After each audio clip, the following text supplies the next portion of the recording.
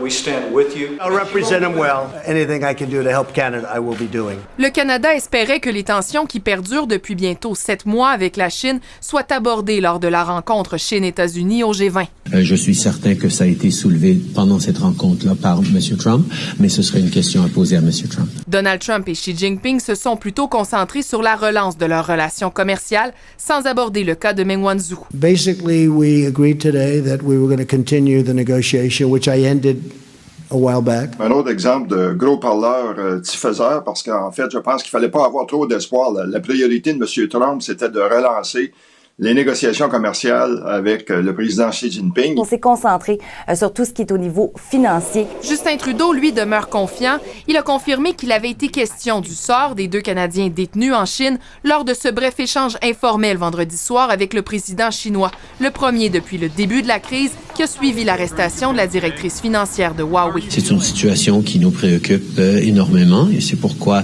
nous allons continuer de travailler là-dessus, mais c'est important qu'on ait des conversations directes avec le président. Le chef conservateur Andrew Scheer y voit un autre échec pour Justin Trudeau, qui avait selon lui une opportunité idéale de rencontrer le président chinois, mais encore une fois, il a échoué. Michael Spavor ainsi que Michael Kovrig en paient le prix. Le Canada doit désormais se montrer plus ferme envers la Chine, croit cet expert. Ça pourrait être des choses comme dire qu'on va faire nous aussi des inspections des produits chinois qui arrivent au Canada. Il y a toute une série de mesures que le gouvernement canadien peut prendre pour démontrer qu'on va pas continuer de recevoir des coups de pied puis des pénalités qui maintenant s'additionnent. Peu de temps avant de s'envoler pour la Corée du Sud, Donald Trump a lancé cette invitation aux dirigeants nord-coréens, une rencontre en zone démilitarisée pour se saluer et se serrer la main.